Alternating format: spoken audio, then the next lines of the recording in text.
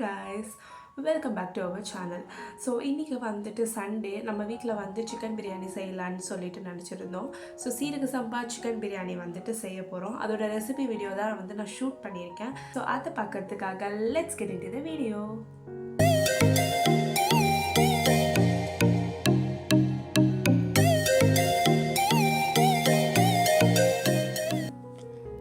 சீரக சம்பா சிக்கன் பிரியாணி எப்படி செய்யுதுன்னு பார்க்கலாம் வாங்க.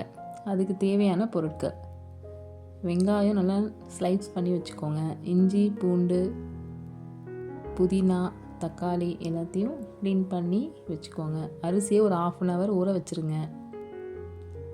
அதுக்கப்புறம் சிக்கனில் இஞ்சி பூண்டு அந்த விழுது போட்டுக்கோங்க, மிளகாத்தூள் மஞ்சத்தூள் கரம் மசாலா போட்டு ஊற வச்சுருங்க. ஒரு 1/2 hour ஊறட்டும்.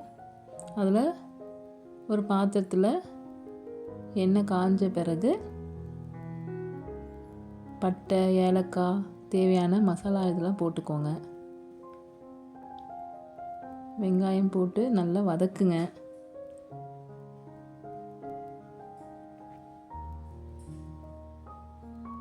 வெங்காயம் நல்லா ப்ரௌனாக வரட்டும்.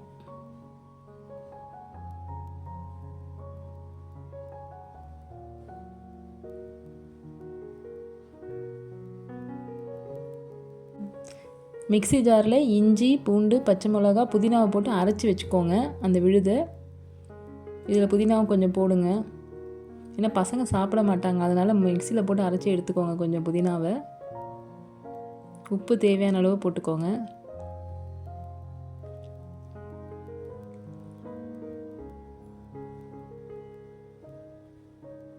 ஒரு 2 தக்காளி மட்டும் போட்டு இதில் வதக்குங்க. மீதி வந்து நம்ம அரைச்சி போட்டுக்கலாம்.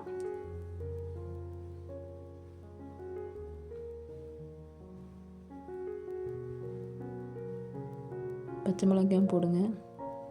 மிக்சியில் அரைக்கும் போது ஒரு பச்சை மிளகா போட்டால் போதும், மீதி நாங்கள் வதக்கும் போது தான் போடுவோம். அதே மாதிரி நீங்கள் வதக்கிக்கோங்க. போட்டு இந்த அரைச்சி வச்ச விழுதை போட்டுருங்க. புதினா போட்டதெல்லாம் பச்சை பசேன்னு இருக்குது அந்த விழுது.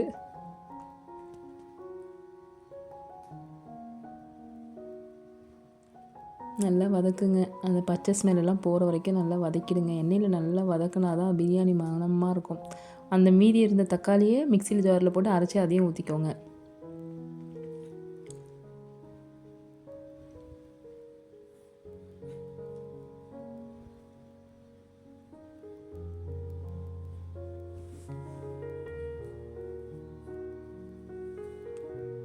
மஞ்சத்தூள், கரம் மசாலா,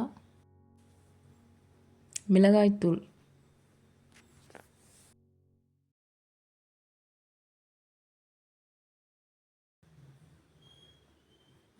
எல்லாம் போட்டு நல்லா வதக்குங்க. அப்புறம் நம்ம அதை மேரினேட் பண்ணி வச்சுருந்த சிக்கனை எடுத்து இதில் போடுங்க. அதுவும் நல்லா வதங்கட்டும்.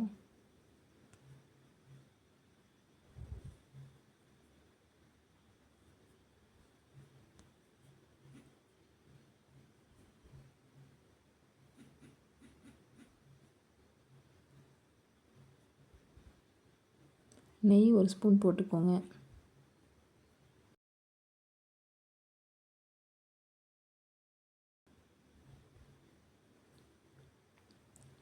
ஒரு 15 நிமிஷம் தட்டு போட்டு மூடி வைங்க. அப்படியே சிக்கன் கொஞ்சம் பாயில் ஆகிடும்.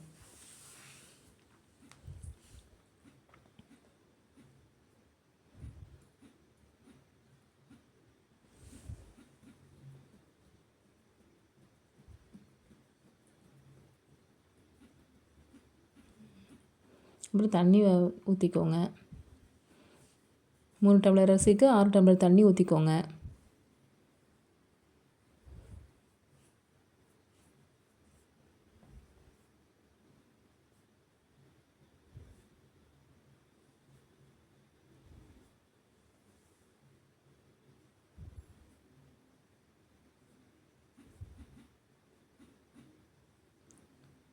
ஒரு கலரிட்டு தட்டு போட்டு மூடி வைங்க. நல்லா கொதி வரட்டும். கொத்தமல்லி இலையும் போட்டுருங்க.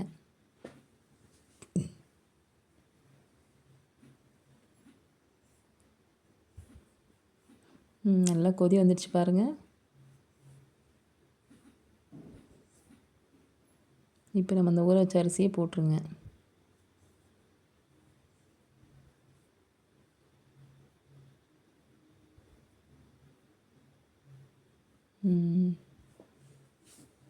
சூப்பராக நல்லா அப்சர்வ் ஆகி நம்ம சாப்பிட தேவையான பிரியாணி ரெடி ஆயிடுச்சு. சீரக சம்பா சிக்கன் பிரியாணி. வாங்க சாப்பிட்லாம்.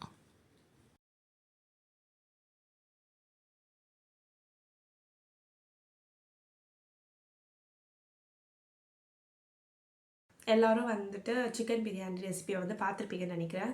நீங்களும் ட்ரை பண்ணி பாருங்கள், சூப்பராகவே இருக்கும். இதோட நான் உங்களை நெக்ஸ்ட் வீடியோவில் வந்து மீட் பண்ணுறேன். until then it's bye.